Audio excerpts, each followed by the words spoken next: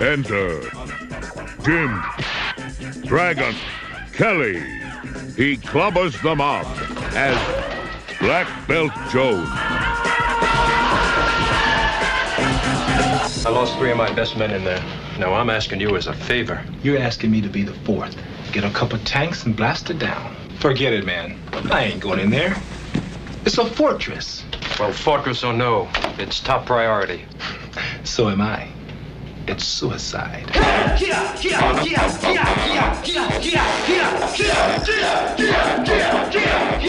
And dust to dust. Now, who killed my father? Who's Pinky? What you wanted for, little mama? I ain't your mama.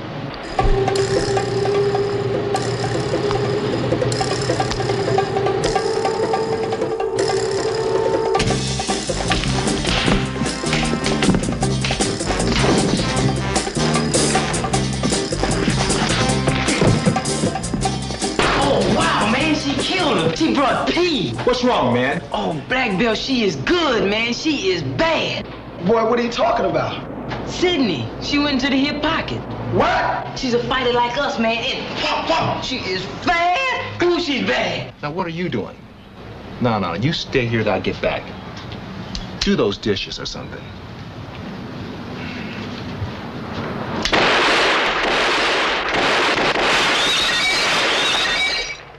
They're done.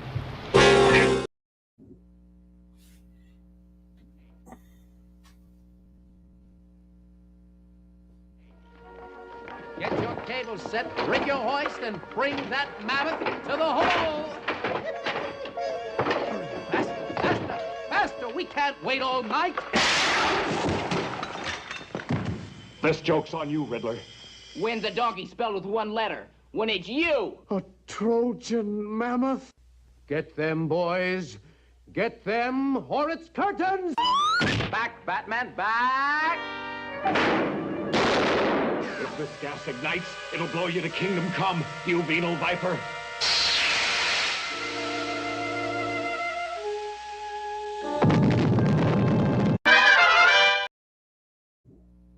As Batman and Robin, courageous warriors against crime, they are off once again to the rescue.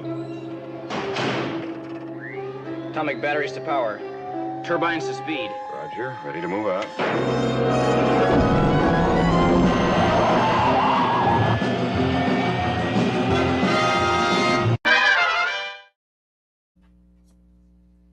You will believe a woman in stocking feet can whip an entire room full of men.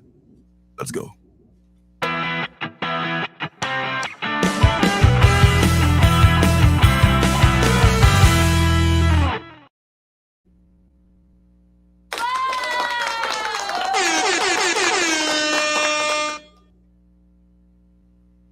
Hey, welcome everyone. I'm Lorenzo, and look who's back. It's my comic book son, Marcus, and every week we are here to do this thing called the New Comic Book Day live stream, and it's brought to you as always by the Alternative City Shop. I not only love reading indie comics, but I've self-published several indie comics of my own. You can find them on my Alternative City Shop, which has a link below this video. There you'll find, along with my comics, t-shirts, stickers, and now you can pick up digital comics, including Ninja Bunny Assassin #1 and #2, which are both out of print. You find pins and magnets that are called CBOs, or comic book originals, which are buttons, magnets, and pocket mirrors that I make from superhero comic books. That's right.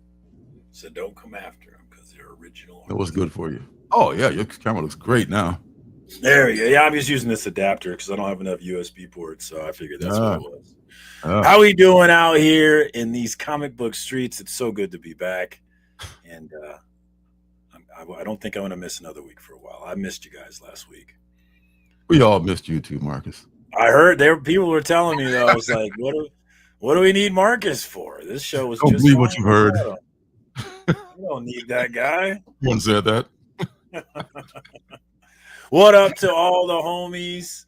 We got Phil's Treehouse in here early. My man, fresh off Heroes Con, which I have been oh so jealous of all the Heroes Con coverage. Apparently, I can't afford to go every year.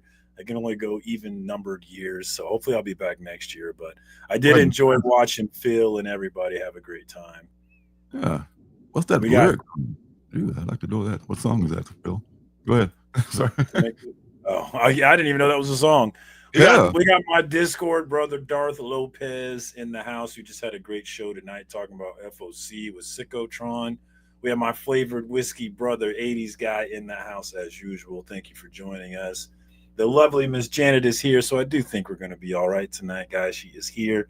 Everything's going to be fine. Everything will be copacetic. We also have, who do we have here? Well, Sickotron is here. Great show tonight, Sicko. I know you were pumped. I know you were pumped to do FOC, so I was glad to see it. I had a good time hanging out with you guys. Larry Love is in the house for a little tea time, also known as Larry Love, the tea time DJ, and his classic jam. In the Quiet Storm. What up, Larry? Appreciate you joining us as always. One of our regulars that we're so thankful for, because this is so beautiful to get to do this, and I'm really excited to be back. I really did miss you guys. I feel like a piece of my life is missing if I'm not here, so I don't think I'm gonna miss for a while. That's sweet. We got Mike DeBradley sneaking in as well. What up, my man? Greetings. Good to see you. I am ready to see what Lorenzo's cooking up for us this week. Oh, me? Oh gosh, man. This is comic book wise. There's a lot of stuff I picked up. I mean, at the 10 book limit once again is in effect, and I hit 10 again. Not to mention the My Comic Shop order that's coming at some point today, but I didn't get here in time for the broadcast. The 10 book limit is the greatest story ever sold. If only we could keep to that though. But I've been keeping to it with the shops, but not with everything else. And it's been decreasing. But it's tough to turn around a battleship. Once you get going in one direction, it takes a little while for it to just go another direction. But we're working on it. The biggest thing that helped me was T-Fall going down, man. Not being able to order from T-Fall has really helped the budget. That's helped me a lot too, and helped me get a lot of perspective on what, I don't really need to get all those books. Whatever I can't get, I don't need. I got guys like Phil, who are just cutting down and almost cutting out a lot of books. Those guys are my heroes. I just want to reduce. I mean, we still love comics, but we don't have to be such consumers of everything. We don't have to be sold all the stuff that they're trying to sell us every week and every day and every hour. It's such a gimmicky hobby, It's so incredibly gimmicky. Look at the Battle Beast blind bags, which people had fun with it, but incredibly gimmicky. Yeah. I'm kind of moving away from all the gimmicky stuff. I dropped a bunch of books from my pull list recently, trying to pare down. I have over 5,000 books behind me now, and it's getting a little out of control. So yeah, trying to figure out what my next movie, because you can't really sell. It's not a sell. It's a buyer's market, which is great if you're looking, but if you're trying to pare down a little bit, it's not so great. Yeah. I mean, I did enjoy the Battle Beast. That's probably my favorite gimmick of all the gimmicks that have been around, because it was just a $3.99 book, and you could get something worth more. You could just get your regular book, what you paid for. But all the overpriced variants and the what I call it, the stuff that's going on with the crossovers, which happens every year with all the big two, they have big crossovers. I'm so done with all that. I saw a video of myself. I just happened to see it in my feed, and it's a video like 4 or 5 years old. I was out in the trailer. Damn, look at all that room I had in the trailer back then. All those tables are covered with comic book boxes now. Holy shit! I mean, that was just a hugest wake up call. Like, you need to do something. You need to make some changes. So, in earnest, if I have to give some books away, was that not sustainable? Yeah, not at all sustainable. We have a small house. Not to mention the financial burden that it brings. And Man, but I'm about to give It's away. so much fun. It's so much fun, though. It's fun, you know. But if I never bought another book, I would have books to read the rest of my life. I mean, right now, you know, now I'll probably, you know, I will, of course, God willing, buy more books. But the point is, you know, I've envied those guys who made the cut, like Bueller. You know, he's just totally moved away and done something different. You know, like, man, I admire it. Well, he still loves comics, but it's like he's just not centering his life around it anymore. You know, and it's like you kind of feel chained because, okay, just for instance, HeroCon was this weekend, right? And I saw some videos of people, they having a good time there. It looks like it's everything you guys say it is. Right? We had one up here, Washington State SummerCon. I didn't even go. Because nobody I knew was going. And yeah, you know, that's the big thing. I want to go with other people that I know, or at least, you know, have a chance to get a signature from some creator that I like. They even had like a handful of actual comic book creators at the Washington State Con. Like everyone else was like celebrities and anime people and shit like that. That's great, you know, but it's just not for me. You know, I'm thinking like, you know, I'm gonna go there and spend $100 to get in, or as close to it, like $75, $80, you know, plus tax, damn near 100. Okay, I'm in. Great. I haven't bought anything yet. I gotta go buy books now. These books are gonna be overpriced because all the vendors are trying to make their money back for the overpriced tables and booths that they bought. So they can't give any bargains. You know, you can't get mad at them. So why am I going here again? You know, why am I here? You know, just to get some scones maybe and eat some bad, mediocre food? No, absolutely not. That's why Heroes Con is really such a superior con, because it's strictly comic books. Whereas Planet Comic Con is the same way, as it has great comic book artists and talent that comes, but there's a lot of celebrity stuff going on there as well, which is a big focus of it. Whereas Heroes Con does not have that. It's the cosplay and comic books, and that's it. And that's what makes Heroes Con so much fun for me. That's what it looks like it is, but you gotta come out. I gotta come your way one of these years, and one of these years you gotta come to Heroes Con. Man, Heroes Con on the other side of the map, though, bro. And it's like, it's expensive for you. How much you think it is for me to go to Heroes Con? It is. I hear you though. It is nice. It looks like a nice atmosphere there. Yes, Sicko. I did read Sleep number 1. I picked up number 2 today, as we'll talk about a little bit later. Yes, thanks for bringing that up. Yeah. Phil says he went to Heroes Con, didn't even pick anything up, which is kind of crazy. And he says it's his last con, which is a bummer because I didn't get to meet up with you. So that's a bummer. But Phil, I was curious. I saw that video where you were taping the entrance. I'm wondering, did you just leave your camera there, or were you standing with your camera the whole time? That was an interesting video, watching everybody come in, though. You are my hero, Phil. That's what I'm talking about. You went there, you met people, you hung out, you bought a couple of things and came home. Man, I'm trying to get in that minimalist state, man. It's just, you know, because I'm just getting a little bored of the constant sell of everything. I mean, you're being sold 24 hours a day, you know, on YT, on IG, everywhere. Everywhere is trying to sell you some shit, man. I'm just, stop it already. You know, I get it. I mean, it's a capitalist society, but damn, do I have to pay for all of this stuff? You know. But anywho, it was resting. Yeah. So he was with it. Okay, yeah, that was cool though. That was a cool idea, Phil. I liked it.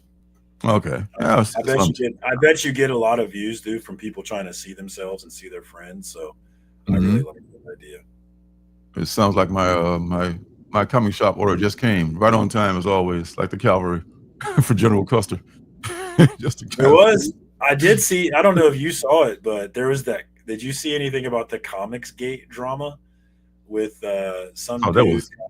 Some dude tried to shake some guy's hand, and it was some kind of big deal for some reason. Did you see anything about that? Is Comics Gate still a thing? Are they still? I guess so. I watched a video on it today that has been passed around. But yeah, Ethan Van Sciver, which I barely know who these people are. Shane Davis. That was the only drama I saw coming out of Heroes Con. I saw a lot of people having fun and bonding. I'll tell you, when I go to Heroes Con, I spend far more money on the nightlife than I do on the con life. That's for sure. So what did Van Sciver allegedly do?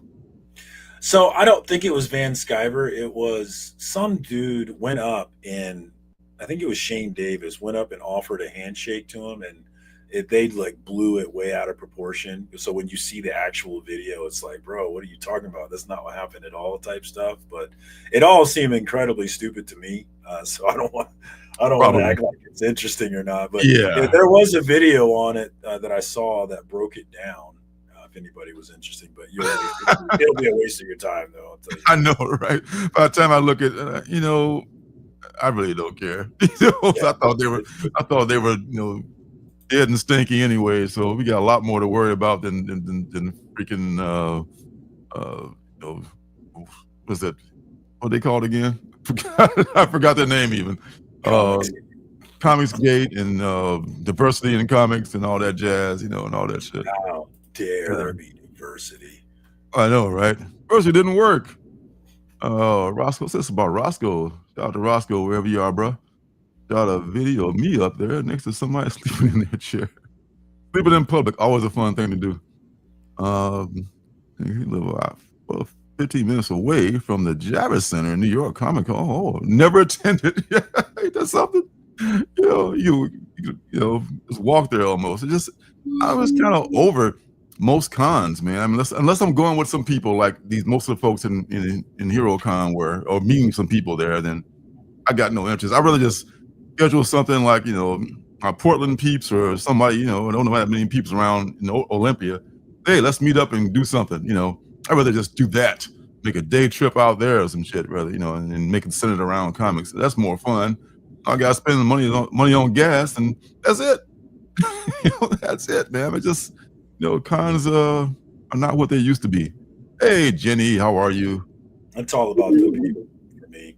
I would like to go to New York Comic Con once, maybe San Diego Comic Con once. It does seem like a lot. San Diego Comic Con's got to be like, the celebrity con on steroids. So, I mean, it's got to be like packed tight, moving. And plus, if you know someone out there or got a connection or want to stay at a hostel or something, where are you going to stay out there in expensive ass San Diego? One of the most expensive cities in the country. New York too is pretty, so that'll probably be cost prohibitive for me, actually. Oh man. Well, New York, I guess maybe you just stay up all night and just drink coffee and just walk around the whole time and never sleep. And do like they'll do it at the show and sleep at the show. Be in the corner passed out and shit. I saved money though. Sleep on the flight back maybe or something like that. But man, there's a conversation. I know, right? Get out of town. I thought it was just for people float the new movies and TV show ideas and shit like that. I was a water bug. Good to see you, Tijuana, 45 minutes away. Get one of those Tijuana taxis. Oh man, so yeah, I didn't go to the show. I'm so glad that I did not, because I'm gonna be walking around on concrete for 8 hours, and my knees are already bugging me from the first 4 weeks of the softball season. We're on the All-Star break now, so we get 3 weeks off. And the body is saying, this is the All-Star break. You only had one representative go represent our team. He's this guy named what is this guy's name? Jackson. Jackson is like Bobby Witt Jr. and everybody else is kind of like, hey, Bobby Witt, baby, yeah. Jackson's carrying us. He's every bit of that guy.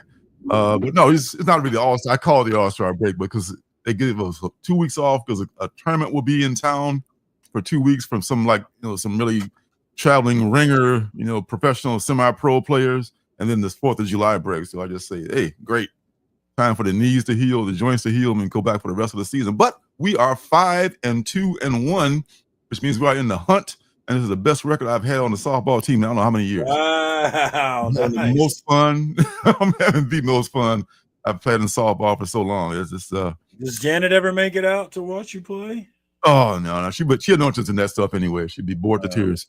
She'd be bored to tears. I see some people have their people that they drag out there. They're kind of like, oh my god, when's it gonna be over? My wife would be the same way. Like I used to play intramural basketball, and she never once came.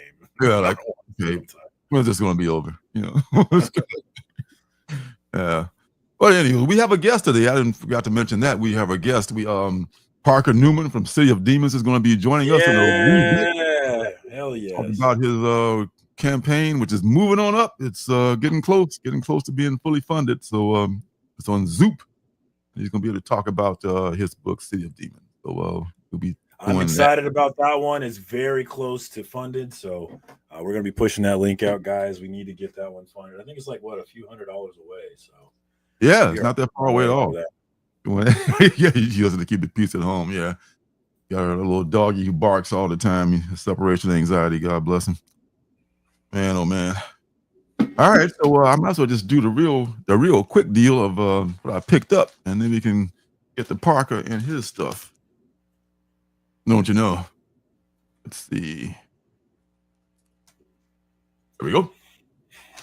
There we go. I think I may have discovered the secret to not getting getting kicked off. I think I may have to just play a little bit of a clip and not too much of a clip, because I was almost through that Bruce Lee clip when they sacked me last week. I didn't finish the whole Black Belt Jones. You saw the best part of the Black Belt Jones right there. Actually, the best part of Black Belt Jones is a theme from Black Belt Jones by Dennis Coffey. That's a jam. But up. That's the jam and a half right there, man. It was like Dennis Coffey did Scorpio, and he did what else? The Horse. He's a funk instrumentalist from Detroit. You probably know about him out there, Phil. Some Dennis Coffey. All right, the first thing is this Ultra Mega, which I promptly canceled because I forgot they had another series coming out. I haven't read the second series of this yet. It's a nice kaiju book, but I just haven't had a chance to catch up on it. It's a $8 book. Yeah, $8 book, and it's like I haven't caught up on it. So another thing I'm going to cut down on books I'm not reading. Hey, if you ain't reading them, don't buy them. Yes, Sleep. There you are, sicko. That's right. Sleep. Number 2, because number 1, it got me interested.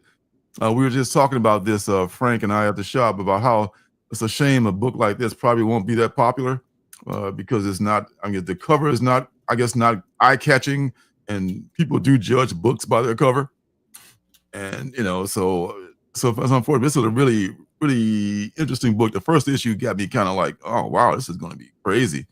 So I'm looking forward to this. And shout out to the homie Perry Comics sneaking in as well, Mr. 150,000 subs, also known as this is ruining family homes. It ruined my home. My God, how do you remember all that shit? You're amazing. You're a savant. I've been saying it 10 times a day, and I just made a meme with it today. So yeah, I've been repetition. Yeah, check out my Perry Comics meme that I made today, guys. It's hilarious. Oh gosh. A Starter Crisis event number 4. Good thing about this is that they're all one shots. I missed number 3, but every story is it's like an anthology that stands on its own. And Frank recommended this one a lot. 150,890 to be exact. My bad. Exact. Don't get it twisted. Okay. Got you. Minor Arcana. Love it. I love it even more now that Lemire is not illustrating it. Bless his heart. But this other person is. I don't mind his art at all. I don't mind it at all, but I think hers is. I mean, with him writing it, and this other person, Caldecini, I think is her name. Caldenici, I think. Caldenici is their name, and it's similar to his style, but a little better. And I think it works. And I relate to Teresa a little bit more because she draws Teresa better than Jeff did. Jeff, he's got a very messy art style, but it works for him. Yeah. But he bangs it out. Like, okay, I'm going to write this book and bang it out, buy it. And people buy it because his story carries it. And people like us, we don't care about shit like that. Spider-Man Ultimate Spider-Man, number 18. Okay, I'm going to see how far I go with this. It was good last time I caught up on it 3 issues ago. So I'm going to catch up on it again to see if it makes the cut. You see in the thumbnail this week. What are you saying? I was going to say real quick, I've been pulling Ultimate Black Panther, and I am absurdly behind on that one. Oh, wow. Yeah, that's the only one I didn't know. Oh, then Ultimate X-Men. I dropped both of those, but not because they were bad books, but just because, just didn't have the space for it. Yeah, and the thumbnail, there's which one is this? I meant to actually put no, I don't have that. Never mind what I was talking about. I do see a Minor Arcana cover though. Yeah, Minor Arcana. That is the nicest one. I was going to get that's like a 1 in 50, but the regular cover is just fine for this one, so it's all good. And the Seasons is back. The Seasons, I missed the Seasons. There's not many books that I'm completely caught up on, and I miss, and this is one of them. Because this is the one about the women who are like the sisters named after the seasons, and little Spring is trying to save her sister who went to the big top in the last end of the story arc, and it's good stuff. Little Spring Seasons. I'm pulling that one because I love Rick Remender, but yeah, I need to catch up on that one. I'm way behind on a lot of stuff, but I'm always way behind. What up, man? I hear you guys are under a heat watch out there in the East Coast and in the Midwest and all that jazz. What's up, Mojo? You staying cool? But we're been pretty cool out here. It's been unseasonably cool, and it's weird in the Pacific Northwest. Wonder Woman, absolute Wonder Woman, that is. A little behind on her too, but I'm gonna catch up on all my superhero books that I read. There aren't that many. They get read last. I can read stuff like this, Out of Alcatraz. Love this. It's Christopher Cantwell. I know he talked a lot of stuff about him, but he's doing a great job in this book. And then this woman made this woman made she did some crazy shit last issue. I can't wait to see what's going to happen. I'm thinking this is probably the penultimate issue of this one. Maybe it may go 6. I'm not sure, but this has been a really good book based on those folks that escaped from Alcatraz and what if they had actually lived. Pretty cool. And that's AR, aggressively relaxing. Georgia hot normally. I can imagine under a heat wave, Georgia is woo-wee. Man, God bless. Oh man. Okay, coming down the end here is what is we're taking. I don't see what the furthest place from here, but it's the same team. We're taking everyone down with us. I like this cover a lot. I was between this one and the A cover, which is also nice, but I like this. The color and just the way it looks, it's kind of got me. The zaniness of that book, it fits it. And the last thing is When I Lay My Vengeance Upon Thee, number 5, which may have been missing from my pull list a little while. I thought I had it on there. I'm missing, I think, number 3 and 4. But no worries, I'll find number 3 and 4 somewhere by the time I caught up on the rest of the book. So this is a good series, and I'll find it. If I have to get the trade when it comes out, that's fine too. It's all good. All right, now, so we're done with that. Let's get the big thing back in here, and I can share the screen and bring in our guests. First, I want to talk about, I've got a video of his from his campaign, or to promote his campaign. I can dig that up real quick. And there's the link right there. And here is the video.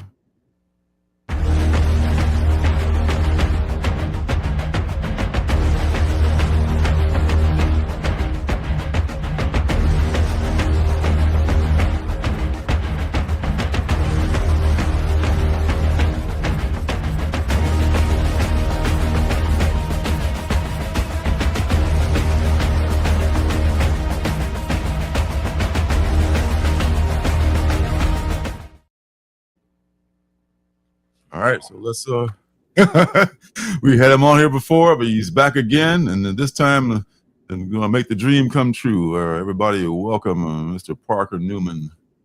Hey guys, how you doing? Pretty good, man. How are you? Welcome back to the show, Parker. I'm so excited. You're so close to making this thing happen.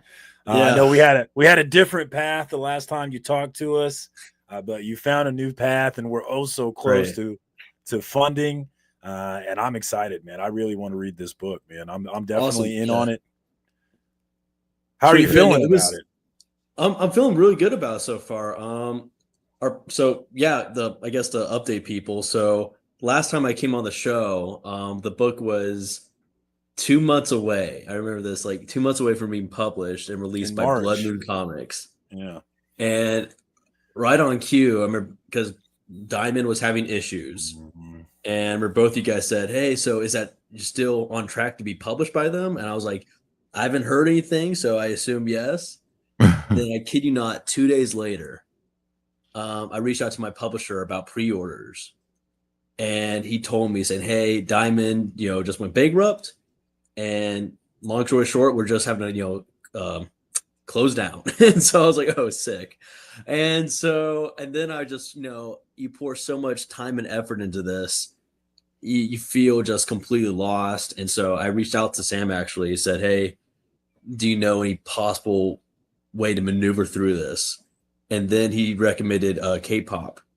And so he said, hey, she knows a ton of independent publishers who, but still, hey, maybe they've been hit by Diamond. That the dust at that point had yet to settle, still really hasn't fully settled.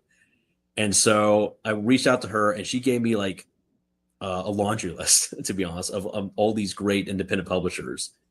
And at the top was Wiseacre Comics, headed by Frederick Littles, who a lot of people may know him from his days with Godhood. And he also released Magnus, which was a very successful independent comic. And so reached out to him and immediately connected with what his vision was for Wiseacre as a whole. So that he was very much just driven with comics. He wasn't looking to, really license anything. Like a lot of these people typically want, like their focus is, part of their focus is comics, but their main focus is like getting a license to be a TV show or a movie. And I ideally want someone who was just, kind of like me, just in love with the art form of comics. Because I'm not looking, like my interest with City Demons, I'm not looking to make this a TV show or anything. I want to make it a comic book like series and just produce it, have people read it, and have people just really fall in love with it. And so I connected a lot with him on that level. And I mean, he's a great artist, a great storyteller. And so because when I turned it into him, I was nervous because it's nothing like Magnus or any of the superhero type work he's done before. I was like, I don't know if a detective noir story would be something he would really be into. And luckily it clicked, and it's still clicking from all the new pages and new issues we're turning in. So yeah, everything so far has gone super well. Thank you both you guys. Thank you, Sam, for that connection to K-pop. So yeah, it's been cool because this is who is Sam? Who's Sam? Oh, sorry, was that me? Sorry. Marcus. Yeah, sorry, Marcus. Sorry, yeah, sorry. I was going. I am. It's your Uncle Arthur. No, K-pop is awesome. Yeah, I'm so glad that worked out for you. I know you talked to Justin Gray as well. Did he give you any good advice on? So he gave me good advice. Yes. So he gave me great advice in terms of just like, really, it was a lot of great stuff in terms of how to maneuver something like this, like a situation where you're constantly having to just put your name out there, constantly having to almost like, and this is like, I mean, this is the nicest way possible, almost like just kind of force it down people's throat and they like keep reminding them that you even like exist or the project still exists. That's how you got to be, for real. You got to be your best promoter. Yeah. Right. And it's not part of our creators. Some of us don't have that in us. So we have to like reach back. You don't have someone like who does the promotion for you. You got like, okay, I got my promotion hat on now and just bug people. Right. Yeah. So yeah. So I was curious, Kickstarter, difference between Zoop and Kickstarter is someone told me that Zoop actually prints for you. Is that right? Or what is the difference? So the deal with Zoop is that, so they handle a lot more upfront marketing in terms of like newsletters on their end, all that kind of stuff. So they do have a printing feature. As far as I know, our publisher Wiseacre is utilizing a third-party printer, so I don't think he's using Zoop for that. Okay. Combo exclusive. Percentage-wise, they take out a smaller cut than Kickstarter. Now, I'm the first one from Wiseacre to use Zoop, and again, this was a situation that my publisher chose. So I'm essentially the guinea pig for in this circumstance because present. Yeah. So the risk we're taking is that, Wiseacre built such a strong community online for Kickstarter, and to where they could release, almost any project and that would get funded. I think he only had one project that just did not get funded or did not meet its goal. So they were super strong on Kickstarter, and for this, Frederick would be the one to tell you, but he's had his own little frustrations with Kickstarter, and so just took a chance at Zoop and talked to some of the guys who run Zoop, and we were able to really get a feel for it and a feel for because we don't have an audience really on there, like a established audience, how we go maneuvering through that. So it's been a learning process. 110% been a humongous learning process. Yeah, I see people in the comments that say, I am so sorry. That's all good, bro. I know you're. Yeah. No worries, brother. Chaos is going to run with it, though. He's going to run with it. Yeah, my friend, I will tell you that my friends are going to be calling me Sam for the next month. So thanks for that. Oh my god. No, all good. I'm already locked in on this one. Obviously, you sold me the last time you came through. I think the artist that you have on this is really. As we said before, I'm not really a black and white book kind of guy, but the way he does his grayscale stuff makes it look so readable, so legible. Yeah, it's phenomenal. Yeah, that I'm really excited. Plus the whole setup, which let's get into. You haven't done your pitch, so what is the city? Those that don't know. Yeah. So again, the pitch for City of Demons is that it takes place in 1924 LA, right during the whole process, silent movie era of Hollywood, where Hollywood is becoming Hollywood, like the epicenter of pop culture in America. And so with that as the background, a serial killer is targeting one of LA's top 2 crime families, the crime family that has a bigger stake in the Hollywood studio system. And so the newly appointed leader of this family hires 2 private detectives to track down this killer before a potential gang war escalates. And so that's the short of it before I give too much away, but it really dives into a lot of the dark side of Hollywood. And, in the news and whatnot, we've heard about, a lot of the stuff concerning the casting couch, a lot of the sort of just really just evil culture that Hollywood has been a part of. Obviously now, like we know the P. Diddy situation, the court case that's going on. A little bit before that, obviously Harvey Weinstein and Bill Cosby, all these stories. And what I really want to dive into is that culture has really been a part of Hollywood for as long as Hollywood's been around. So that culture has been there even in the 1920s, where Hollywood was getting a little bit more mainstream relevancy. We're really just movies as an art form were gaining more mainstream relevancy. So that was an era and a piece of history I just really want to dive into. I really want to use and the series features really 4 main characters, 4 characters that are very distinct, psychologically complex, and that really, keeps you guessing on who is the murderer and why is the murderer doing what they're doing. And something I think I've really am proud of is that the question initially is like, who did this? Who's targeting this family? And what that turns into is a question of motive. And so you really start asking yourself, why are these murders occurring? For what reason is this happening? And so that is then the door that allows us to dive into a lot more of the really sort of hard themes, a lot of the history of, again, the underside of Hollywood that I don't think enough stories show. And so that was something I was just really passionate about, and it's been a blast to write. I'm really confident in saying I think anyone who reads this first issue will hopefully be sold. The first issue features really the central, I know I said 4 main, but the really central, the heart of the whole story, Lucas Short. And I think once you read it, everyone I've talked to said that they're just right there with him. They're on his side. And again, to experience the artwork that goes along with that, like there's not a doubt in my mind that people just really, really dig this and will want to read the next one and read the next one. It's a mystery that again, I'll be proud of to say that I think I've shown the preview of the first 6 issues to 30 or so people. Only one person has been able to guess the killer, and they almost got the motive right, but then they sort of took a left turn in their reasoning and barely missed it. But yeah, so it's a series that's going to keep you guessing. It's going to throw little clues at you along the way on what, who's doing it, why they're doing it, and you'll be really surprised about where those clues will lead. So I'm really excited. Yeah. My favorite stuff, and it sounds like that's what we have here, but like my favorite writing is where you can see the begin or you can see the end in the beginning. And it sounds like that's what you're doing here. And that's part of the reason why I'm really pumped about this one, why I'm definitely pushing it and backing it. But I was curious, how far along are you on, you were what, to 3 or something issues in before? Yeah. So the 3 years was essentially, that was the whole process of structuring it out, writing it out. Now it's been heavily revised in those 3 years. So we have finally completed from production side.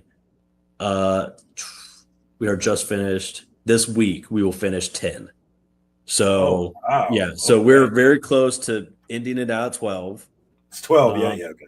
Yeah. So we're 12 issues. And again, I was actually on another podcast and with a comic book writer, he said, yeah, as a new guy, I was told by these veterans at DC that, if you're new, only make it like 3 or 5 issues. And I was like, yeah, I missed the message on that completely. Cause another podcast, a guy asked me about that. He said, so why, 12, that's very ambitious. I'm like, I didn't know that it was ambitious. Like I was just, ignorant and naive. And, in my mind, I'm thinking, 12, that's short, Bendis and Bagley did like 100 so issues of Ultimate Spider-Man. So the 100, versus 12. And that's the way I was like, oh, this is super short.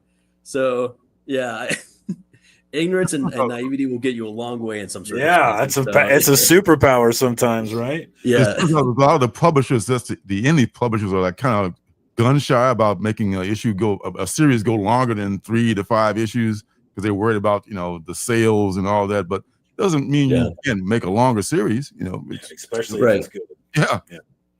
Yeah, and we were confident, and I talked to Frederick Wiseacre. We were very confident that this series will do really good with word of mouth, because again, the characters are.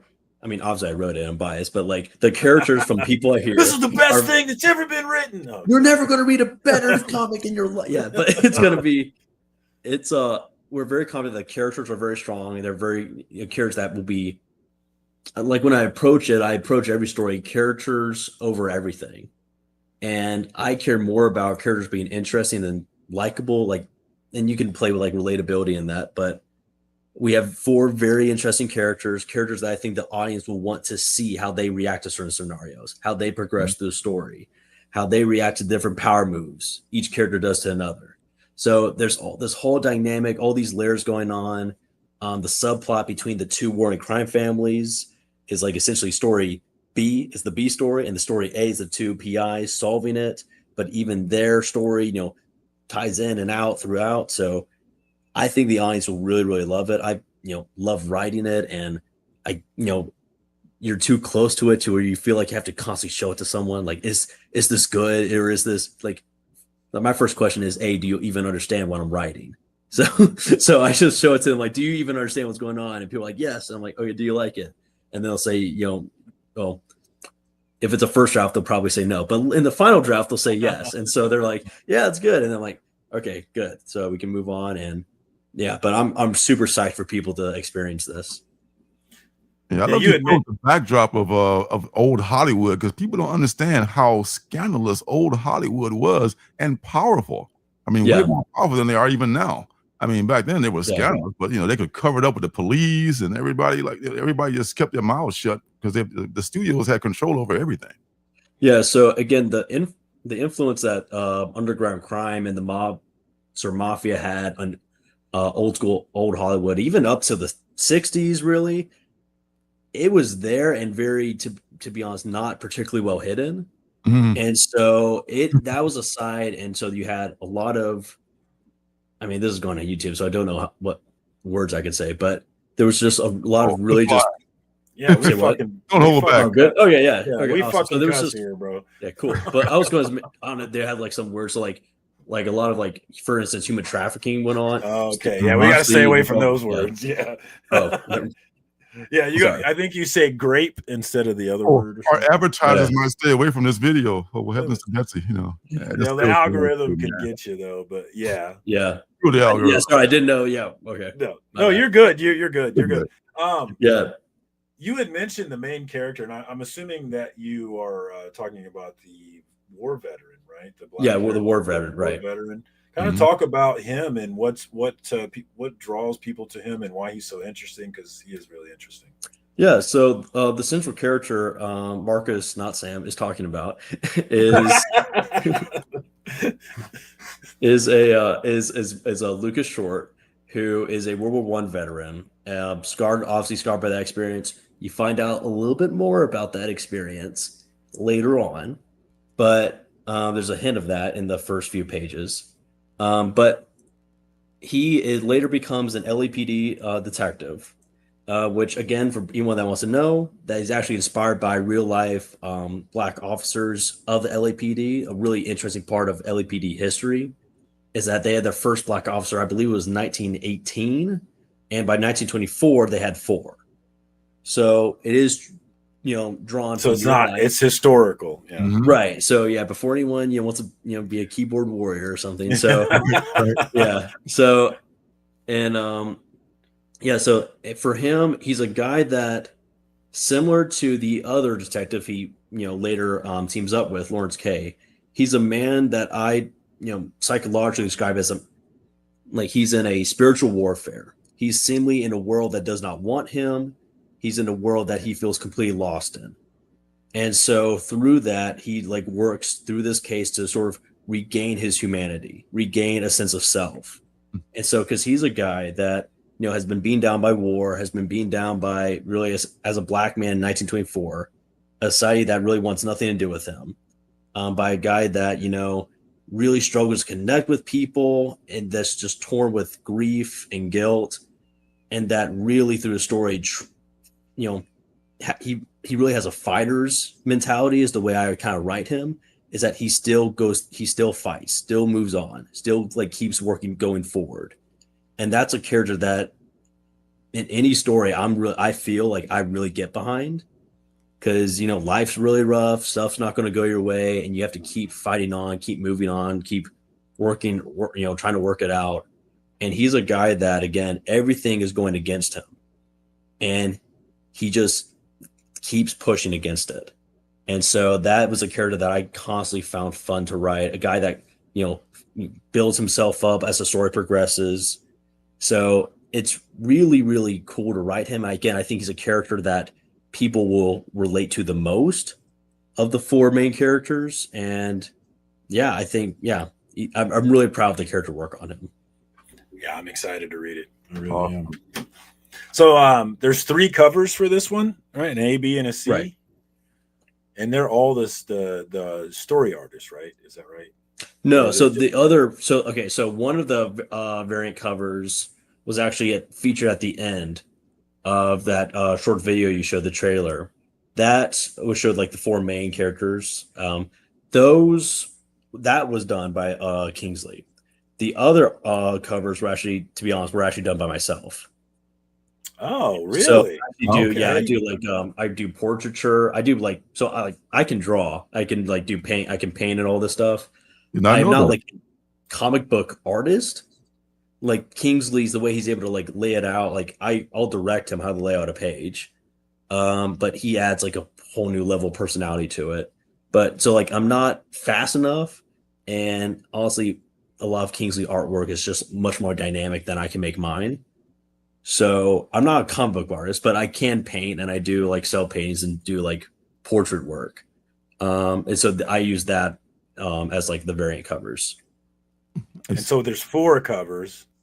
Yeah, sorry, 4. Yeah. And how many are you doing? So I did, trying to think. I did 2. No, sorry, 3. I did 3. So there's one that's a sort of a face with a bandage on it, and on its nose and on side. That's another one that's So there's one right there, and you scroll up right at 175. You should be able to see. Okay. I click on it. And I think it's Bigger. Yeah, click on it. I think you can. Hey. There you go. Sweet. Yeah. So the first one in that lineup is done by me. Okay. And it's kind of this sort of like white paint slashed across the canvas, and you see a face hidden behind all of it, right with the eye. The second one is the first just official cover done by Kingsley. Second one with the bandages is done by me. Second one is sort of a take on. This was actually the first ever drawing I had of Lucas. And so it was sort of an expressionistic sort of look at him. And again, which I think shows a lot of the psychological sort of weight I was trying to put on that character. And then the next one over is, again, the one that was shown in the trailer that Kingsley also did. Nice. The metal poster, like I pledged, I didn't do the metal poster level, but I kind of want to. I might have to change it. You know what? You should. You should do it. The metal poster looks pretty awesome, man. Yeah. It does. Got the Hollywood. It was funny. One of my friends who I shared the campaign with, they mentioned that, and they were just like, oh, Mel, this is cool. Maybe I want this. I'm like, you could always upgrade. Go ahead. And guys, whatever level you pledge at, and everything is helpful. He's so very close to getting funded here. So any little bit that you guys can pitch in, even just the digital level, guys, is going to push him closer to that mark. So click that link and get in. Don't miss out on this. I think this one could be pretty good, man. I'm excited for it. Yeah. Again, I think I know, Lorenzo, I think you read at least the first 2 issues, if I remember correctly, from way back. Yeah. So again, is it the same, or have you changed it? So it's the same. The only difference. Well, I can't give that away. Yeah. But so people. Yeah. Give you a spoiler. Yeah. So Lorenzo will probably be the only one who knows there's a difference. But keep it quiet. Yeah. So again, this is a story that I think will be really, really special for people to read it. It's a story that is not going to be like anything else you see in a comic book store. I think it really stands out both, narratively, artistically. And again, it's something that I cannot wait for people to get their hands on, because I guarantee you're going to want to read the next issue after. I already want to read it. There's going to be these little tidbits that are going to give you a greater insight on who's doing what, who's pulling the strings, all this kind of stuff. And again, not one little part. And so maybe Marcus, you'll be the second person, but only one person so far out of like 30 or so have correctly guessed the killer. Well, that sounds fun to me, because that's me. Like, I think that's a function of my ADD, is like anytime I watch something, I'm trying to predict immediately where it's going. So that'll be part of the fun for me for sure. Yeah. And this is a series that, again, and I really, like, as cool as the mystery is, I want people to know it really focuses on story. It takes time with the characters. The first issue, I don't think this is much of a spoiler, but is really a piece about Lucas. You understanding him, his like psychology, understanding why he is the way he is at the start of the story. So it creates a base for you to grab onto. And I think it's a really strong piece, and I think people will really love it. It takes its characters very seriously. It takes time to build them, because I've said to people before, like, yeah, the mystery is fun, but the characters are the heart and soul of it. And for me, whenever I watch, a great mystery or just any great story, the setup, the concept could be really cool, but if I'm not connected to the characters, am that interested to see what happens next. Like, there's a lot of comics that have great art, actually some pretty cool concepts, but the character work is not particularly great. You got to make me care, right? You got to. Right. This is my problem with Captain America 4 at the end of the movie. There's a character. Captain America 4. Yeah. At the end of the movie, there's a character on a hospital bed crying, and I felt absolutely nothing watching it. And like, that's so, you got to make me care. And so, yeah, I'm loving that. Yeah, because that movie, don't even get me started. I saw that. That was a movie where I saw it with a friend, and I was like, maybe I was in denial, but I was like, I had fun, I think. Like, it was fine. And then you think about it more on the car ride back home. I'm like, oh my gosh. They Like, clearly had like 5 rewrites and they just jammed them all and it was crazy. It's one of the most expensive movies ever made, apparently, because of all the reshoots. Yeah, it's like one of the most. It does not like. I mean, it looks like a big budget Marvel movie, but it does not look like it's one of the most expensive movies ever made. Oh. And the Red Hulk scene at the end was interesting. I gotta watch it. I'm the only person who hasn't seen that. I'm having trouble with my Disney Plus, and I didn't see it in the theater. So You haven't seen it? Oh, it's I can't wait to see it. See what you guys are talking about. It's not horrible. Like it's just it is horrible. Okay, maybe it is horrible. I'm not gonna like everybody has their own, because I've talked to many people who said they liked it, but for me, I gave it a 2.5, and I'm an MCU apologist. Like, I went into that movie wanting to like it, wanting to cheer for Black Captain America. I was 100% on the side of pushing this, but I just couldn't, dude. I couldn't do it. And to be honest, for me, and I may get a lot of hate for this, but for me, the biggest issue with it is, like, Sam Wilson is a very likable character, and Anthony Mackie is a very charismatic, likable actor. That movie's biggest job to me had to sell me that, hey, Sam Wilson is more interesting than just a cool side character. And to be honest, I don't think it succeeded. Sam Wilson, it has nothing to do with Anthony Mackie. It has everything to do. I don't think Sam Wilson as a character is that interesting. Mm-hmm. Like, for instance, Captain America, you can easily define who he is quickly. Like, he's a skinny guy, beyond the superpowers, who would jump on a grenade and save everyone. Without a second thought. Sam Wilson, so far as Marvel has defined him, is just a nice guy. Yeah. I mean, Sam Wilson as he's written in the MCU, not Sam Wilson from in the MCU, right? And yeah. In the comics, I think he's a cool character. They've added a lot of depth to him over the years, and so there's you can dive into a lot with him. But in the MCU, I don't think they succeeded yet. I'll hold out hope, but I don't think they've succeeded yet in making him horribly interesting. I think that's been the biggest issue with the MCU for a lot of their newer characters. But I mean, we'll see how it goes. And that speech at the end of Captain America and the Winter Soldier, the series didn't help any either. Remember that speech? Oh gosh, Marcus always talks about it. It was so corny, dude. It was painfully corny. The last speech when he's like, "Don't call them." Don't know if I can say that word on YouTube, but don't call them, bad people. And it's like, dude, they blew up a hospital. These are horrible people. Like they've killed innocents the entire show. These are horrible, horrible people. Yes. It was a bad speech. Oh my gosh. And I will say Thunderbolts. I really like Thunderbolts. Me too. I saw that. Yeah. Pleasantly surprised. I was not expecting anything from it. I was like, I don't really care about any of these characters. That made me care. I actually thought it was really cool. That's funny. Yeah. Not perfect. Like, I think MCU fans, we kind of freak out sometimes when we just see something good. It was good. I really enjoyed it. Not amazing, but it was good. I enjoyed it a lot in theater. Did you stick around for the last end credit scene? Yes, really thought. Okay, I thought that was pretty sick. Yeah.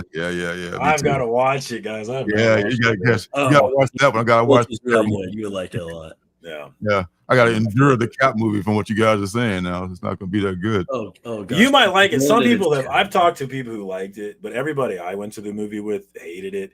And we did a video. We did a review of the movie coming out of the theater, and it kind of went viral on it. I saw it. Yeah. I still say the worst theater experience I had for Marvel was Quantumania, Ant-Man Quantumania. Oh, really? I remember watching it, and I felt this in the theater. Everyone is almost like in disbelief by how bad this thing is. Like, we're all sitting there like in shock. What am I doing here? And when it finally ends, all my friends and I were looking around at each other, and it's like 5 of us. We're going, "Oh no." This was really, really darn bad. That's $20 and 2 hours of my time I'll never get back in my life. Yeah, and we both were like, and we were thinking about Kang, and I know Marvel scrapped that for a bunch of reasons, but we're like, so the big baddie was just being by Ant-Man. Yeah, dude, they completely weakened him for sure. And they're like, oh, but maybe there's a stronger king. And then one of us like, but who would be the stronger one? This king was so bad that all the other kings had to throw him away. So you think he would be the worst.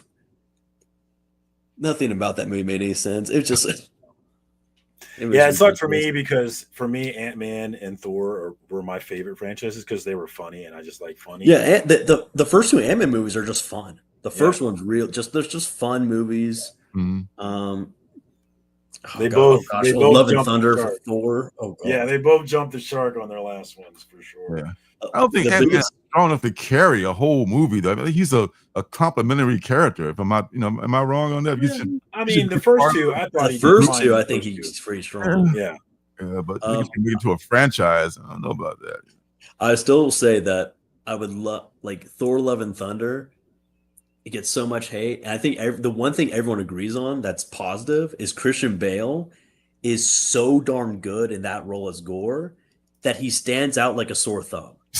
Like his quality is like here, and then the rest of the movie is like here that he actually it almost works against it. It's so good it works almost against it because he stands out like a sore thumb. It's a travesty because you have you go to bed and he's acting his ass off. Oh, he's amazing in the movie. He's incredible. Then we switched to Thor and we got these screaming goats and this is like just a weird juxtaposition between the two. And the god, and so the whole scene, I saw someone on YouTube and I did not even catch this, or I did catch this in the movie theater.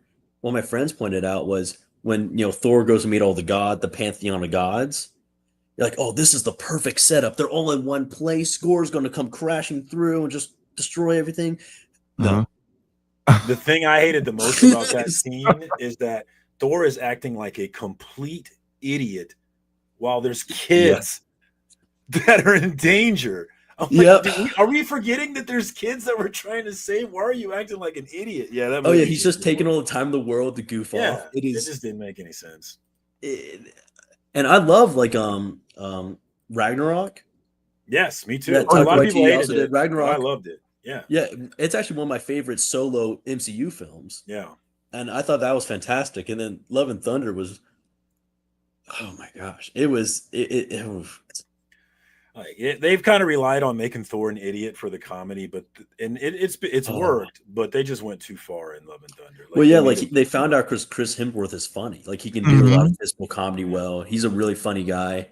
But you're right. They relied on it way too heavily to where he just became a bozo, and you're just. And the writers are just phoning it in rather than developing the character and making him funny, but not like goofy. But it was weird because you have that. The movie was tonally all over the place. You have that, and you have Gore, and Gore's amazing. Actually, like I know he looks nothing like the comics, but Christian Bale's amazing in it. And then you put that together, and it does not compute at all. And then Chris. I know it's his daughter, but then Thor raises Gore's daughter. And it's like, okay, I guess we're doing that. It's really cool. Yeah. But unlike those movies, you're building characters that we can care about. Yeah. Thank you. Yeah. For bringing it back. Yes. Yeah. So again, if people are worried about characters, not being put in really dramatic scenarios to where you really see their true character shine forth, this is not that story. This story is going to be true to that. We're going to have put our characters constantly in conflict with each other and themselves. So you're going to see a lot of really great drama from this. And I've said this before, like a million times already, but I really cannot wait for people to read this. I think they're really, really, really going to enjoy it. And so hopefully my goal is by end of next week, we get to 2,000 so that people can probably enjoy some of the stretch goal bonuses, like everyone getting, all the physical backers getting a metal poster. So fingers crossed. But let's go, guys. Click that link. Right. Let's get it. Is this your first crowdfunding effort ever? Oh, ever. Yeah. So this is humongous learning curve. Nice. So again, but Frederick, and expect, because I was assuming it would just be a Kickstarter where Wiseacre has a great community, and I was like, oh, we'll be fine. And then going on Zoop, I'm like, oh my gosh, I have to worry about making sure people know, to be honest, what Zoop is. And so, but yeah, so you guys, yeah, please check it out. Zoop's a great site to find more independent comics. It has a great catalog of other comics that need funding. And yeah, and I think you guys will probably agree that the independent space, especially right now, has a lot of the more interesting sort of forward-thinking comic book stories. Because in the independent space, that's really what I see is like, these are the stories that are really embracing what comic books could be, the storytelling that only comic books can do. 100%. And so like City of Demons, again, it's a story that the way it's told can only be done in comic books. Yes. My goal is for this to be a successful comic book series. I'm not looking at licensing it for a TV show or anything. Yes. I just want it to be a great comic book. And, Frederick from Wiseacre is the exact same way. So feel free to look at Wiseacre more. It's a great publishing house. So yeah. Thank you guys for giving me just a platform to talk about it. So yeah. Man, thank you for coming, dude. Like I said, this has been exciting for me, and you got to feel good about the start here with 15 days left, being so close to funded. Mm-hmm. We're off to a great start, but we don't want just $2,000, guys. We want 10,000, 15,000, 20,000. So don't let that number stop you from throwing your money down if you're interested in this one. Get in where you fit in, and because you're in the ground level on this thing, and you never know, man. You never know. Yes. That's what I love about, like, some people love speculation. They love like all kinds of things. And I like those things. But the number one thing that drives me in this comic book space is I want to be on the ground level of a phenomenon. I want to be pulling Walking Dead #1 off the shelf and be there from day one. And that's what this is an opportunity to do for City of Demons. I'm excited for it, and I'm ready to be there at the ground level. So let's go. There it is. There it is. Well, hey, good luck to you, Parker. You're almost there, man. You're almost there. It's going to happen. It's going to happen. I can see it happening. Yes, sir. Thanks for stopping by. And man, you was posted as to what happens. We'll keep an eye on the campaign. If there's anything I can ever do, Sam is here for you. Let me know. Don't worry. I will never. Don't worry. I'll live in shame for the rest of my days. It's fine. Oh, we love it. I mean, chaos and comedy has got like maturity. Yeah, I'm telling you, we spend a lot of time in Discord, and I'm about to hear that name. Oh, God. It's gonna be fun. It'll be funny though. So good stuff, man. I'm really excited for it. And if I win some bets this weekend, I'll be getting that medal poster. Don't you worry. Yes, sir. Yeah, right. Awesome. All right, Parker. Take care, man. There's just a link, folks, in the chat, and there it is on the screen. So back this project. You heard how good it is, and man, we can attest to that being the real deal. So good luck to you, Parker, and thanks for stopping by. Yeah, sweet. Thank you both of you guys. Thank you so much. Oh, later, Parker. Always good to talk to you, homie. Take care, man. Man, that's awesome. Back this book, guys. Back it. Back it. It is amazing. Yeah, I mean, I was amazed at how good a story this was when we was on the first time, man. Like, wow, this guy's done some research. What's going on with this? Dude. He's saying everything I want to hear, dude. Everything, right down to the making you care about the characters, dude. This is everything I want to hear. Yeah. Indie comics tend to be character-driven stories, and they're not, held up like Marvel and DC by franchises that have been licensed to death and put on underoos and cereal boxes and toys and all that stuff, and they can't do certain things because you don't want to offend those licensees and all that stuff. We can just do whatever we want in indie comics, man. That's the most beautiful part of it. So there it is. If you want to see indie comics, you got to support indie comics. Let's go. That's right. Yeah, nobody knew about it in advance, man. Nobody freaking knew about it. That's what we look for. That's like the golden ticket right there. We find, this thing is amazing, and it turns out to be amazing, and everybody loves it, and that makes it all worthwhile. So, man, good luck to Parker. All right, what we got going on next? What's good? You read any good stuff lately? I don't have any. I'm easing back in here. I don't have anything what's good, but I haven't had one in a while, so I do have plans to have one soon. And I'm trying to get back to making videos again. So look for that. Hopefully, I will. You make some damn good edited videos, man. I love your videos. Shout out to the homie Phantom Beat sneaking in. Click that Zoop link, Phantom, and support City of Demons. Let's go. Zoop. There it is, man. I didn't know nothing about Zoop. He's pioneering this thing on Zoop, man. God bless him. Oh, Phil left Walking Dead on the shelf. Ouch. Oh yeah, I know that feeling, man. Ouch. Should I bought that book? Nah. But who among us hasn't done that though? So do you have one where do you have a regret like that where you could have bought a book but you didn't? I can't think of one. I can't think of one, but I know I have done that though. I know I saw that book in the store. I could have picked that up, and next thing you know, it's off the chain. I mean, you got Something That's Killing the Children. Did you get it off the shelf, or did you bought it? You bought it after? I didn't start collecting until it was on issue 15 or 14 when I came in collecting. So I was way. Oh, okay. Yeah. Well, Phil got one at least. At least he had one. And he's thinking like, damn, I could have had 3 and I could have paid my mortgage. I could have had 2, a couple of extra. I know what you mean, man. I know what you mean. Okay, let's do this. What's good real quick. See if I can remember what I read last week. Let's get that going real fast. What is good? If I can find the thing here. My media assets. Love that name. Nice, Phil. That's what's up. I know a big win for Lorenzo was that Mark Spears released the Monsters. That's right. Yeah, that's right. And look, I didn't even find that on the I couldn't even find it in the local stores. I got that from my comic shop, and that was because they were so a keen spot was hard to come by. But I was very lucky to find my comic shop had a few copies. Man.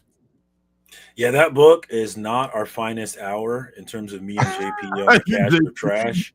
You guys are 99% right most of the time, man. Yeah. The formula works. You missed that one, though. There's always an outlier, so don't look down.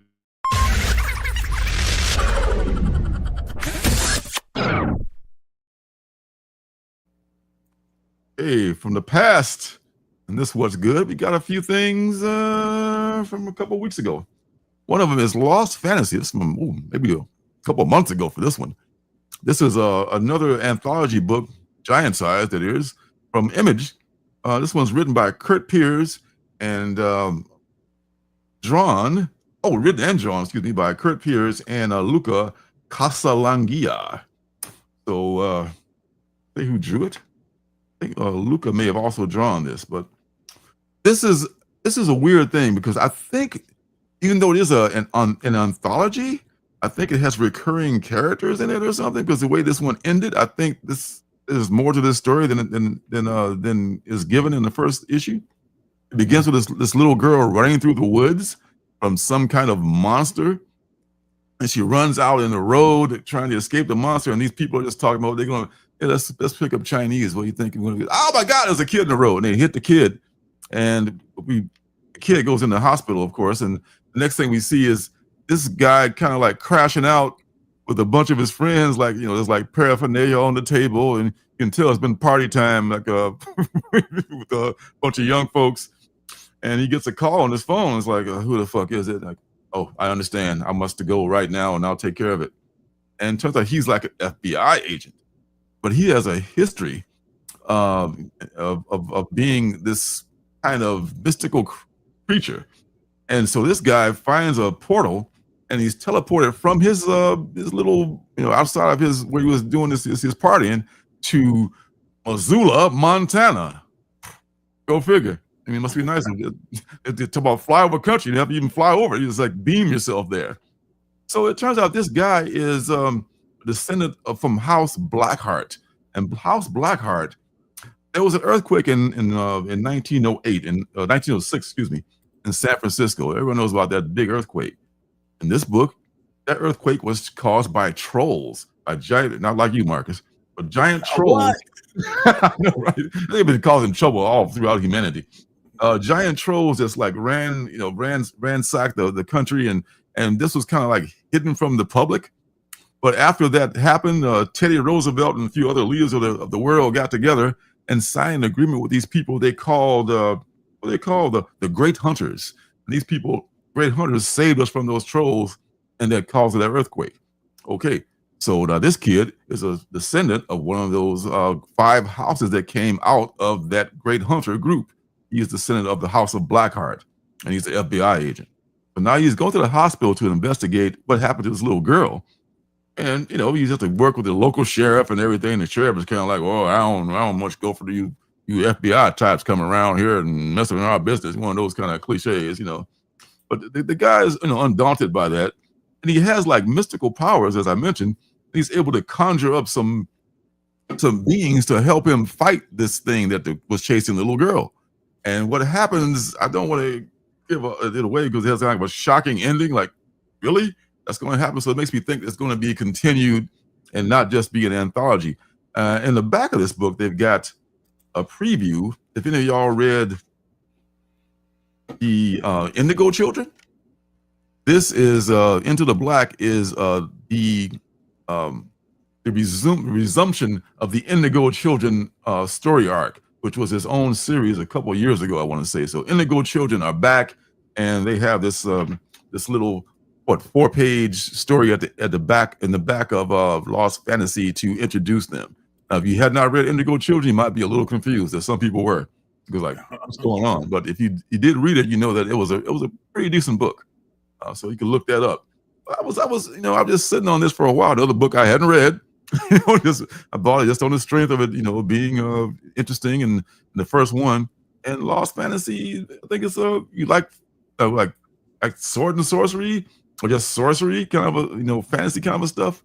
And this is pretty good. And it's giant size, the first issue, but probably on issue number 2 or 3 by now. This is from Image Comics. I want to check that out. Sounds dope. I'm actually interested in that one. Yeah, it was fun. And last week before last, Penultimate Book. The thing you were here that time is this one I was talking about. It looks a lot like Fraser Crane. It's Benjamin. Benjamin is from Oni Press and is written by Ben H. Winters and art from Leo Max. And Benjamin, I like it a lot, man. It's very much you know who Philip K. Dick is. We had a guy, I wish I could remember his name, a creator who had used a Philip K. Dick book as his script. I think it's in the public domain, and he used that to make his story. You remember that from a while back? Yes. Yeah. I'm forgetting his name. Damn. Me too.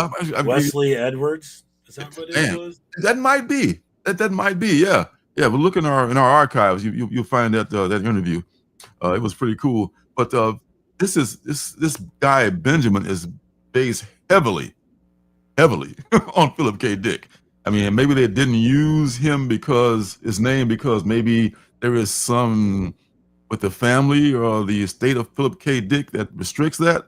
But everyone knows, like, this is Philip K. Dick, right? Yeah. So it's just like everything that Philip K. Dick wrote about. In fact, it's so similar to his life. It's not even funny. So Benjamin wakes up in this hotel room, in this seedy hotel room in L.A., with somebody just banging on the fucking door, like, what the fuck is going on? And he has no memory of the event as to how he got there. And he's just like, holy shit, where am I? And how did I get here? And what's going on? And who the hell is banging on the door? And it turns out it's some hill jack who's just like looking for somebody else. But he escapes that situation, and he somehow ends up on the streets, and he runs into this dude whose father was a huge fan of his work. He has somehow been teleported from the past into the present day. And this brother who was like this kind of nerdy dude said, "Oh, you look familiar. I mean, are you? You know, his name is Karp. I think it is Benjamin Karp. Like, yes, I am Benjamin Karp. You know, like, aren't you supposed to be dead? You know, we don't really know that if he's a real guy or not. And he's just like this. He's kind of bombastic and kind of a dick, you know. But he's one of those guys who's a character who just takes over the room. He comes in and just like, he's a dominating kind of a force. He's a force to be reckoned with. and he's like, eating like he's never eaten before. Old dude is like, treat him to dinner and everything. And they're trying to figure out how the hell he got here. And the dude brings up his oeuvre, if you will, on his phone to tell him, dude, you're the guy. I mean, I know you from the internet, and there's your picture right here, and it says like, you're supposed to be dead, and they can't understand how he got here and all this jazz. And Benjamin kind of like inserts himself into the dude's life.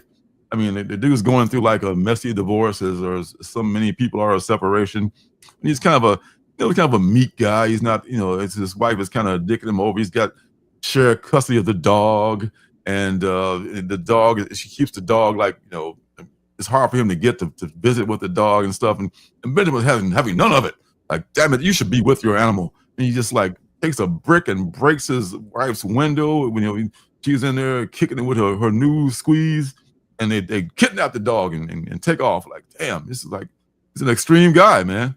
But it's an exciting story because this guy is having this loose cannon from the past. All of a sudden, like not knowing where he came from, or realizing, trying to figure out where he came from, but he figures the answer might be somewhere in his books.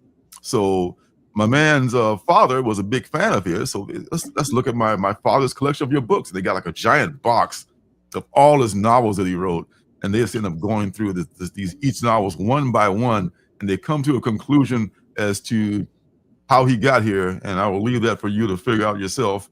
But man, this has got me so far. I mean, this is one of those penultimate books that definitely paid off. I like this a lot. Is that Christian Ward on that cover? It looks very Christian Wardy. You got it, my friend.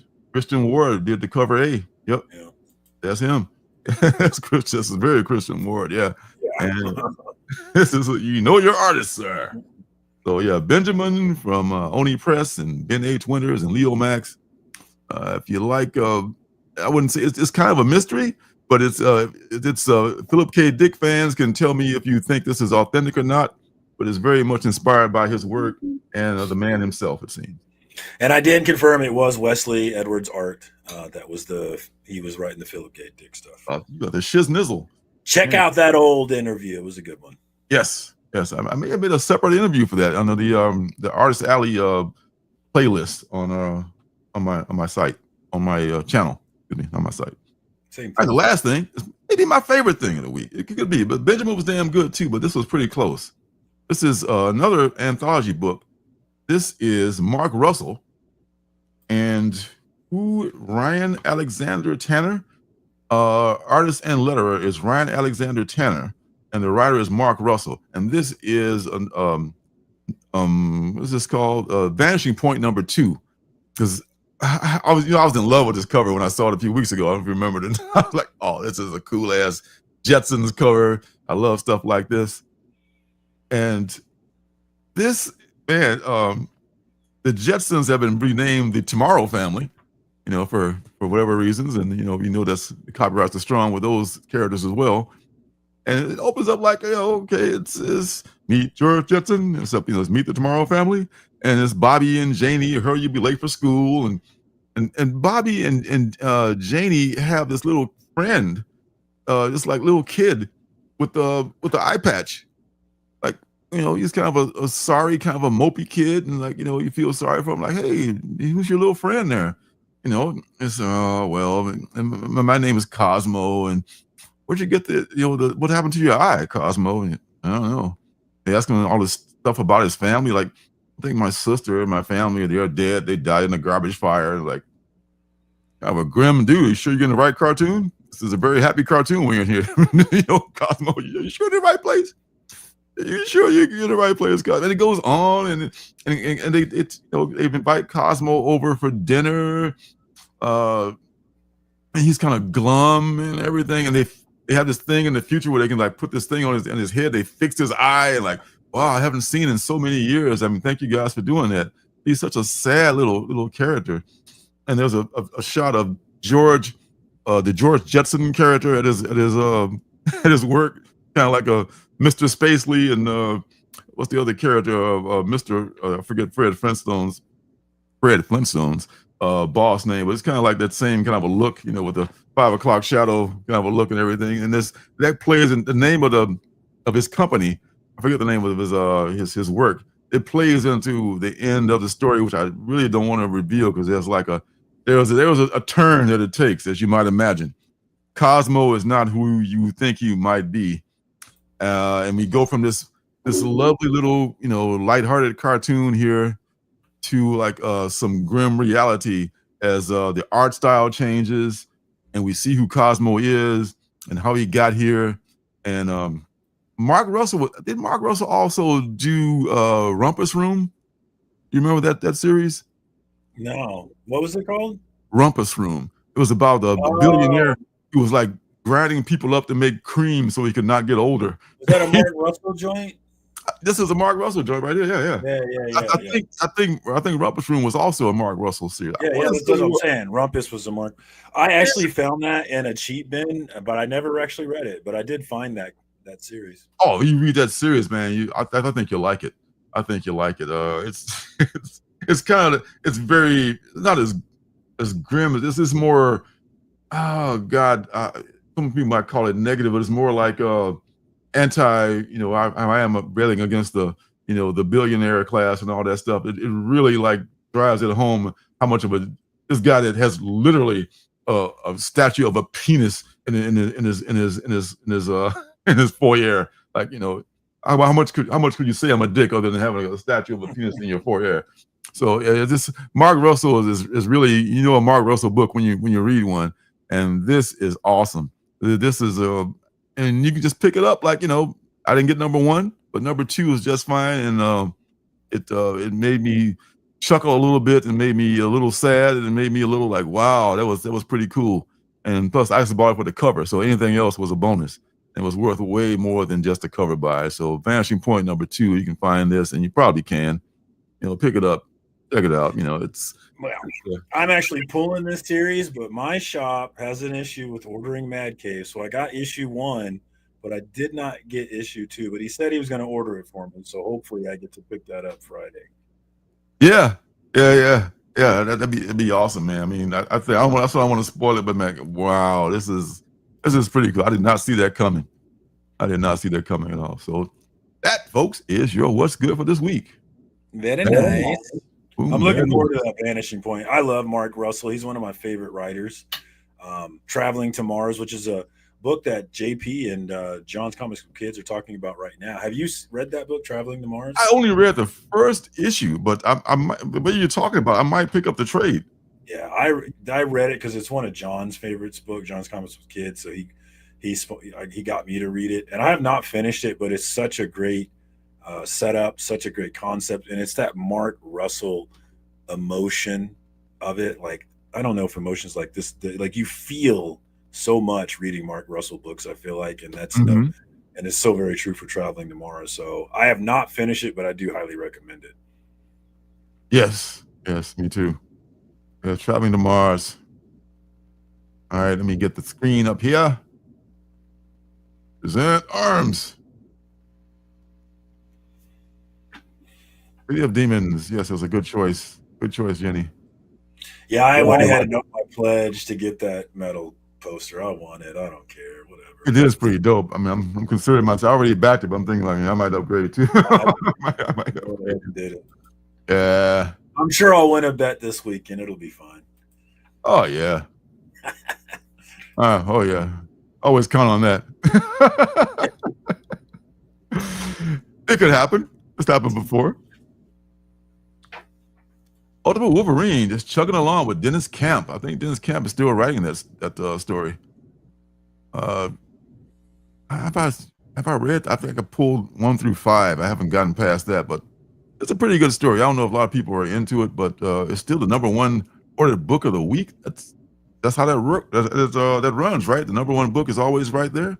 It depends on how you have it sorted, but yeah, if you have it sorted that way, I think so. Yeah. Wow. It's just the default, I think so. Yeah. Most pulled. Yeah, it is the default. Yeah, most pulled. So right on. It's doing quite well without me. Yeah, I have it. Yeah, it is the #1. It's #1 on mine. Nice. I'm actually kind of surprised by that.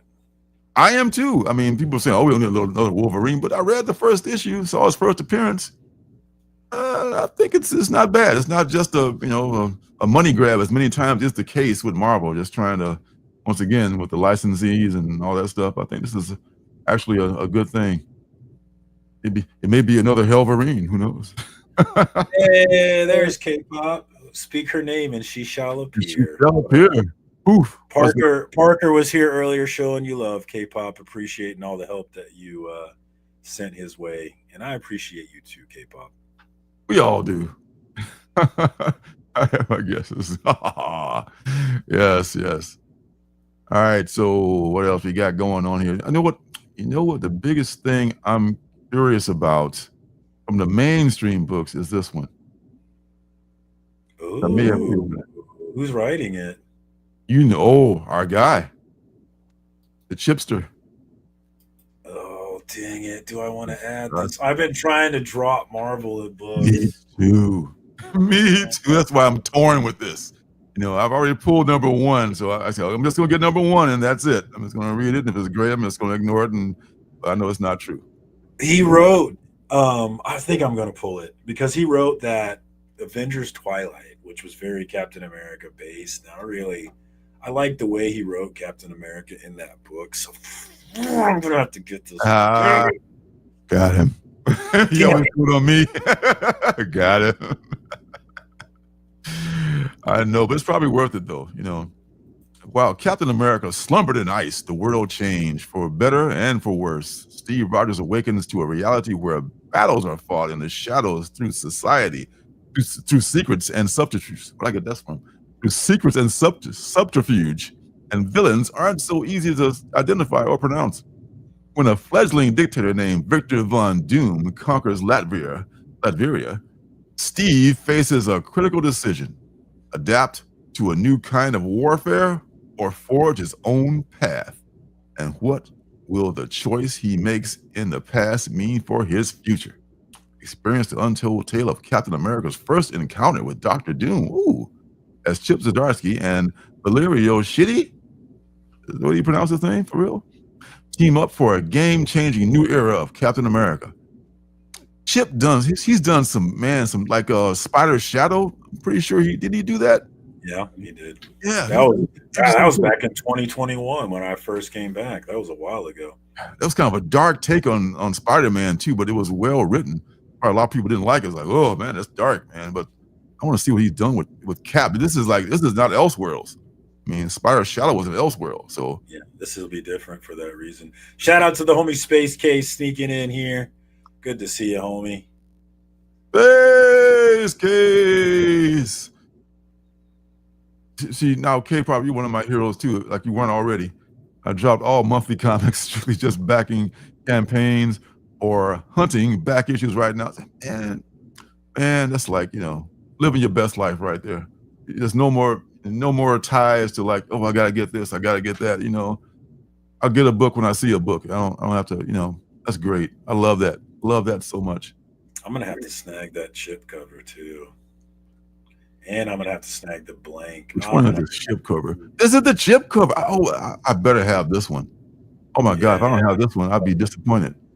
I think I ordered this one. I hope I did. Yeah, I'm sure I can be able to find it though. It's gonna be a highly printed book. I'll be able to find it. Yeah, for sure.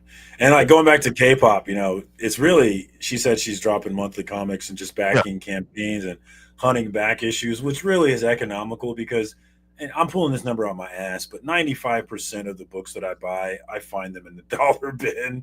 Isn't that disheartening? A month or two later, it's like, yeah. So I could probably get everything I want if I did it that way, but I'm not going to. But I pay 4 to 5 times what this book is going for right now. Brand new. Maybe on a regular basis, dude. It's like I say it before, but it's like buying a car. As soon as you drive that car off the lot, the minute you drive it off the lot, that value drops. At least you can get around a whip. You can't get around a comic book though, man. Damn, it's a whole different story. Oh my God! Bad signal, Swordsford. What do you mean? I don't know what that means. Bad signal. The bad signal? Is it like the bat signal, only different? Or we having a bad signal, you're not being able to see what's going on? That would be bad. I don't think it would be bad, very bad. Here's a NetEase Games. So who's the artist? That's the thing. I remember when I would do a lot of stuff where I showed the artist and the writers. NetEase is just a gaming company. It's a team. There's no individual artist that you can show for that. So there's just some slave we got working for us who made this cover. Yeah, it's probably a team. I'm guessing. I don't know, but it's a video. NetEase is a Chinese video game maker. Definitely a slave then. They don't pay people shit over there. That's sad. This is Villalobos, Pablo Villalobos. That's a nice one. And FM.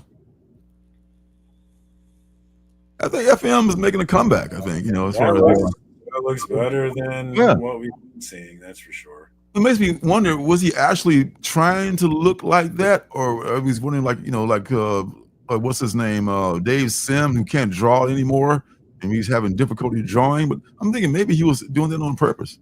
He's just making a statement. It's art.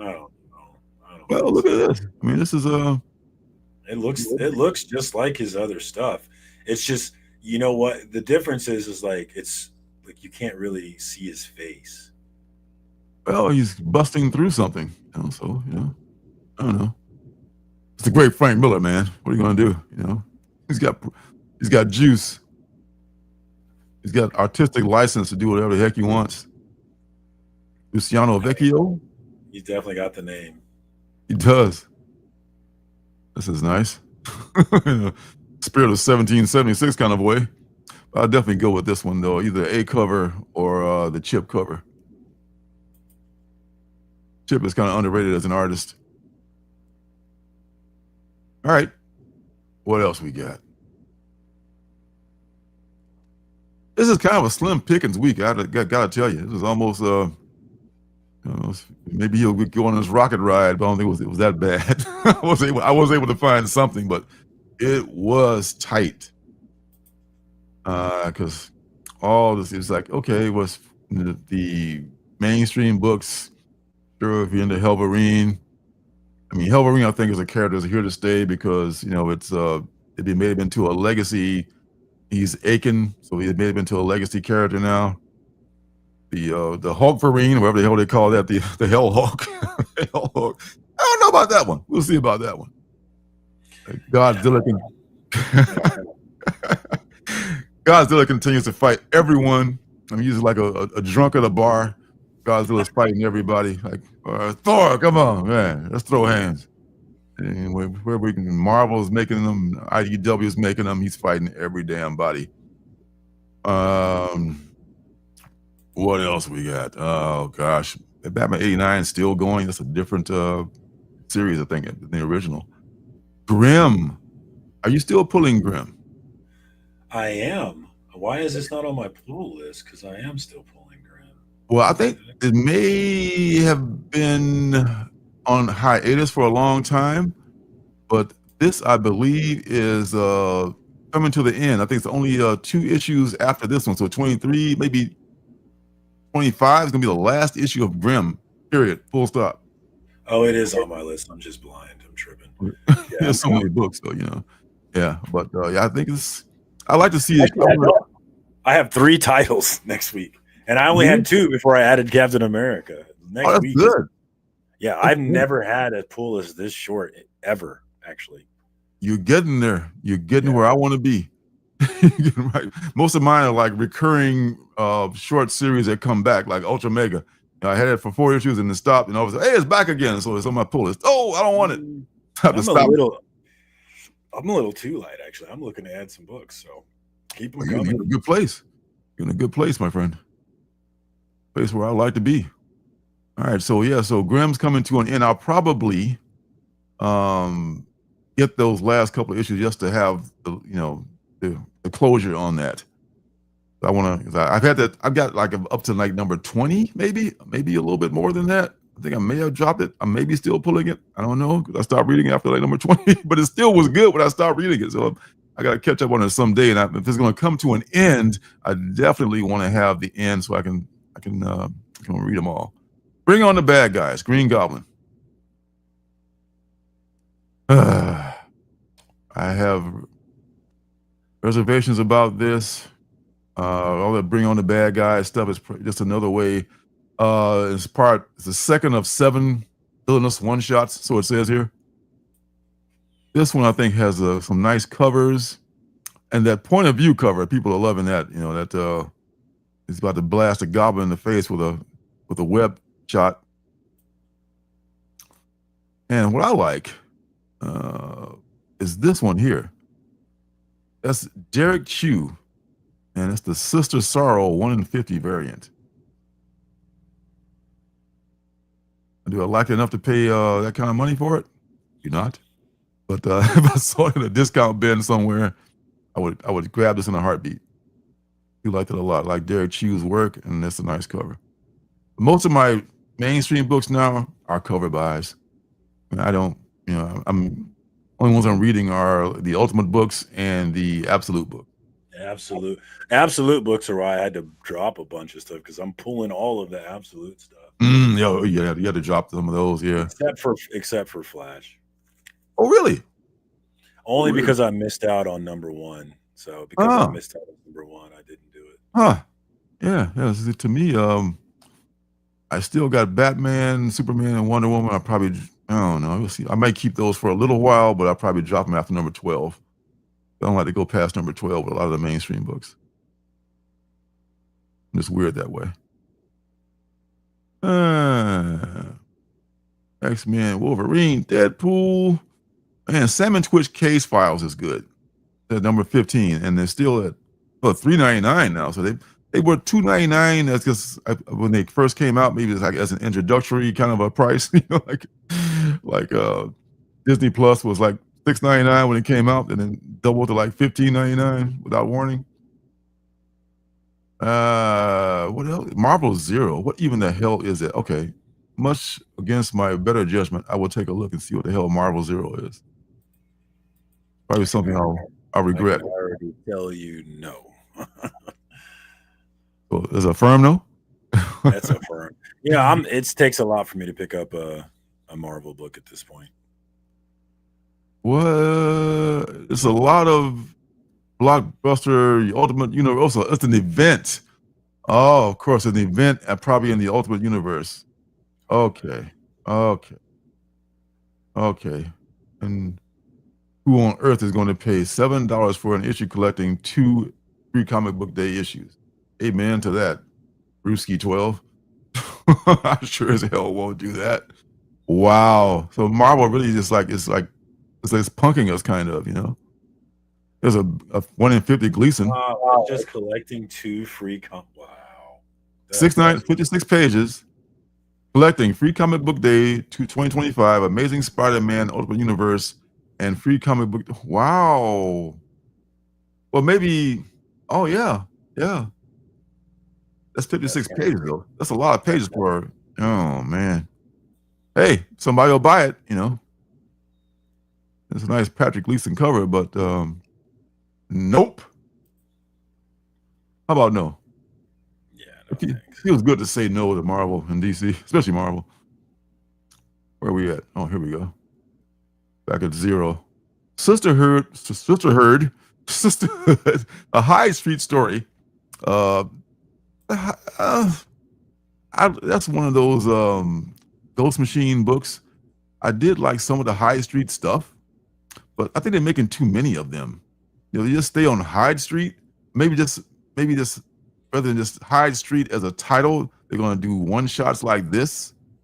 I'm not sure what's happening with that, but it's only $3.99. Oh, I guess I'll have to add that one then.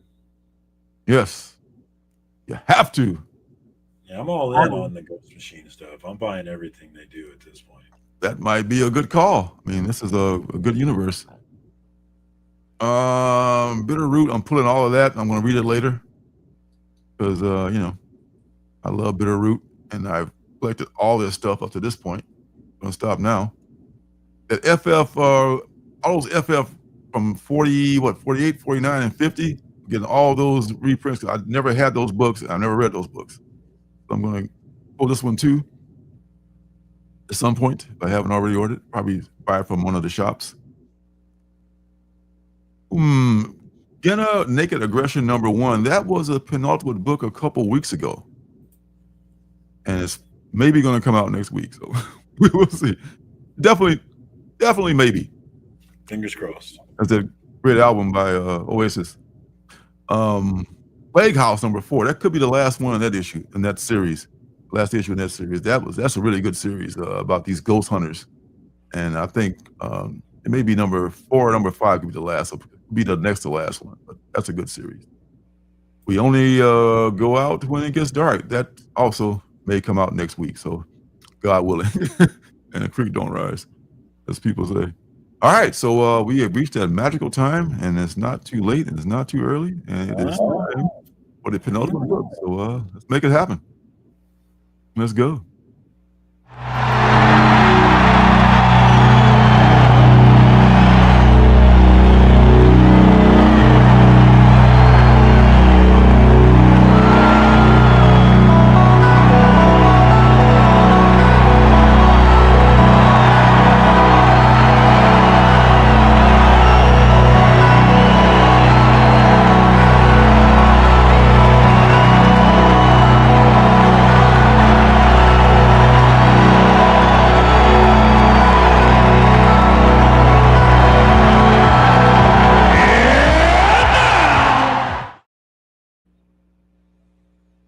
And now it is time for the penultimate book, of which, even though it was a slim pickings week, I was able to find one. So, hey, better than nothing. And this week, that book is called Charlemagne the God Presents Illuminati #1. Longest title in a few weeks. So, are y'all familiar with Charlemagne the God? Anybody out there? Yeah. Well, I don't understand why he's not listed as a writer. Because I don't think he actually is. I think he's just lending his name to this. Hardback. Dude, I don't like it when they use a celebrity. Yeah. For the book. If the celebrity's writing the book, cool, awesome. But if you're just attaching their name, I don't like Well, let Mr. Charlemagne the God explain that to you in this little video right here. What he did.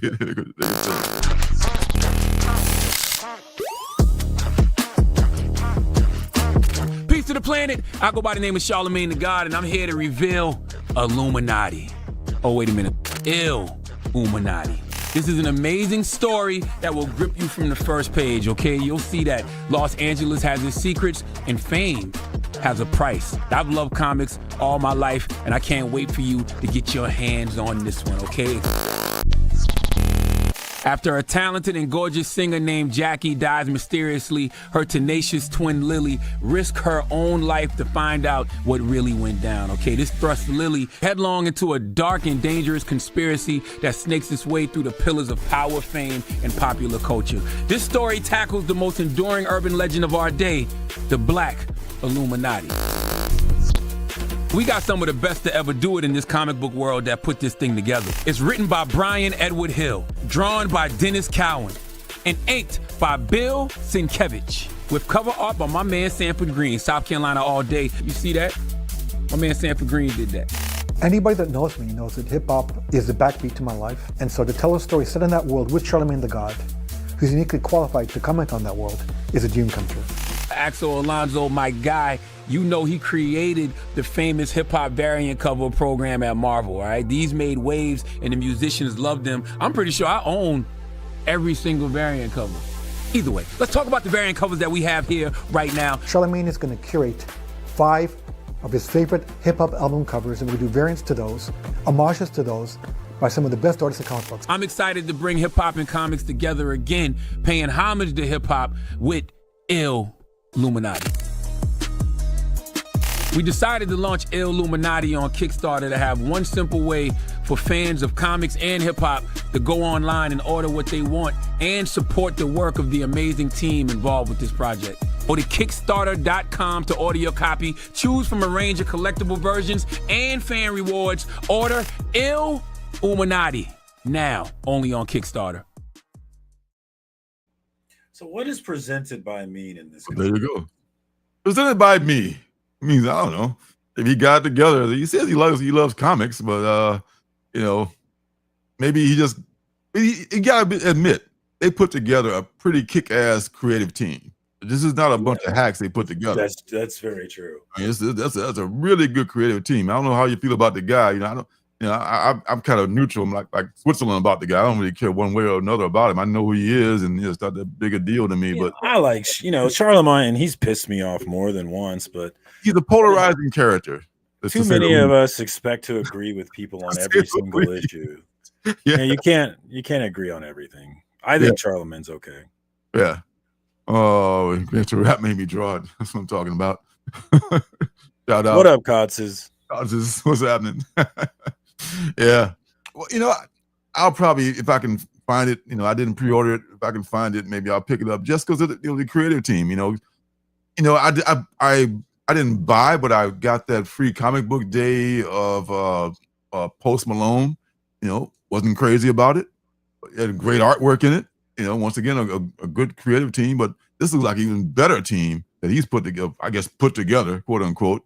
Axel Alonso's backing it, and AWA and all that. So I don't know. I mean, I'll give it a shot. I mean, how much is it? It's not $20. I'll get it. It's $4.99. I like the team, but $4.99.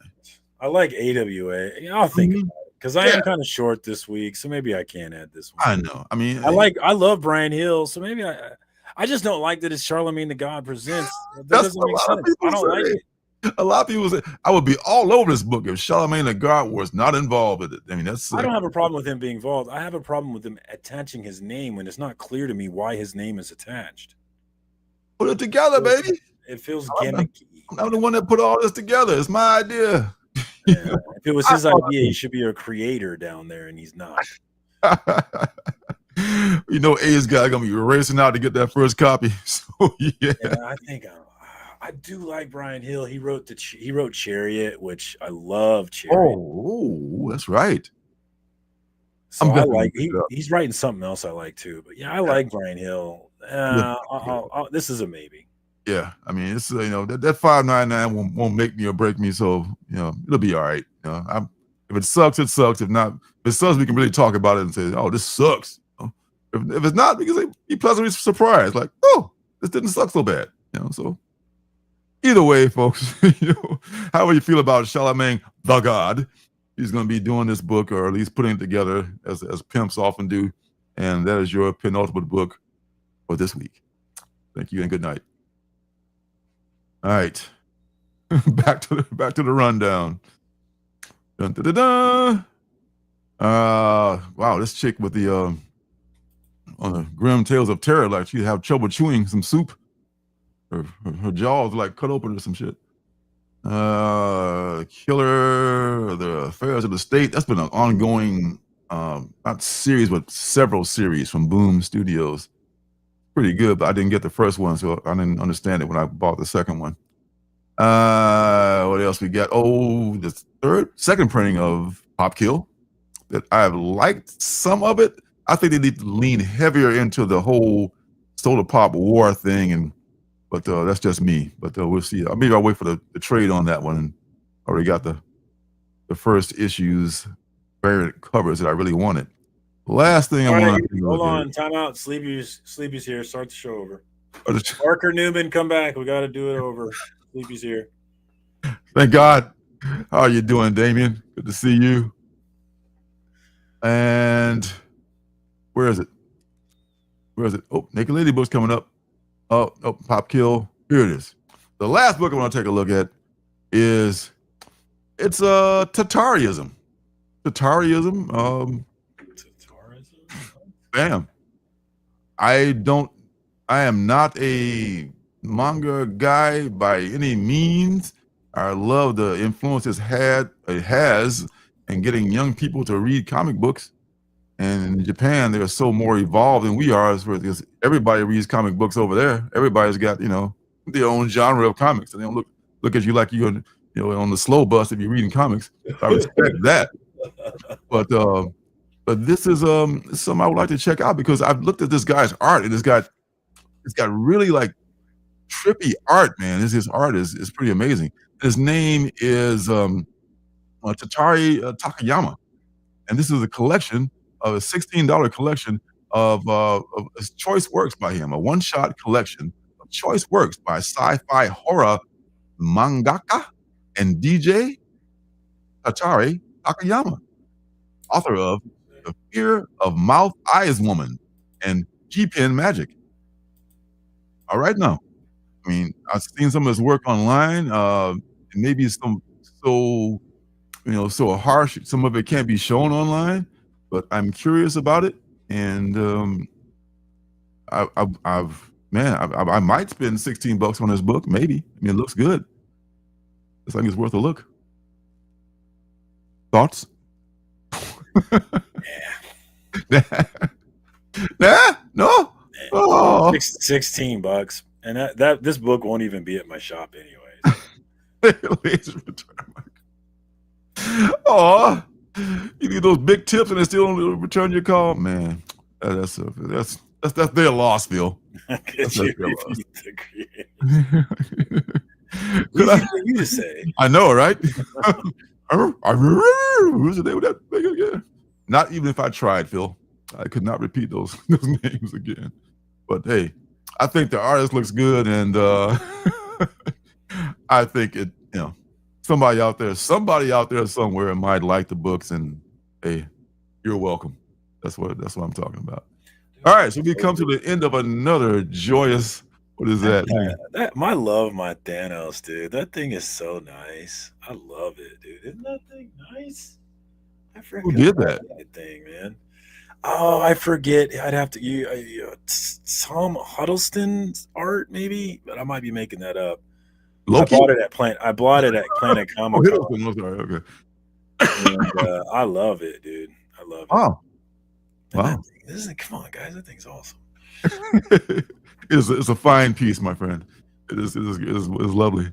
Wow! And you got from HeroCon, make it even better. No, Planet Comic Con. Oh, okay. That's your hometown show. Okay. All right. So y'all got a nice hometown show. We don't. Anyway, yeah, I know. One of these days, man, I come there and check out the Hall of Fame and get some ribs. Well, So that's the end of this show. Once again, thanks for stopping by. We appreciate all of you that stopped by and they do have some weird horror, man. But it's so interesting, though. I love it. Those of you that stopped by and looked at the replay, thanks to you for doing that. And those of you who are just with us in spirit, we love you all. What do you got going on next week, son? You still on your vacation, your sabbatical? We got JP Budget Collecting Cash or Trash on Monday. Next week is the first possibility that FOC and Chill comes back. I'm not guaranteeing that it comes back, but it's finally a maybe. Ooh. It's back here next week, Wednesday night, for another new Comic Book Day show. Not missing any more of those. Oh, bless your heart, son. Rock my high. Hashtag rock my high. Rock my high. There you go. Rocket Mountain High. All right. Well, no, not that one. The one above. Rock my high. No, not that one. Okay. All right. Rock my hashtag. Yeah, rock you didn't my see high. Janet? She said that before. Rock my Oh yeah, she did. Okay. Rock my high, my rock. Yes, all that. Rock my high. I like that, actually. Let's make that a thing. Just don't blow my high. I don't want to deal with that. Don't bring me down, man. Don't kill my buzz. All right. So next week, we'll be back. I'll be back, God willing, and the creek don't rise. And until then, be safe, have fun, take care of yourself and each other, and peace and love. Peace and love. Good night, all. Back City of Demons. Hey, that's right.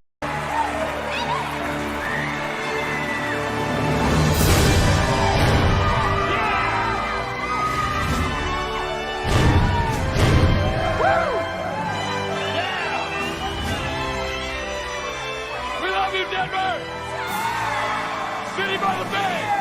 John Denver! Is a fire really necessary? Ask them.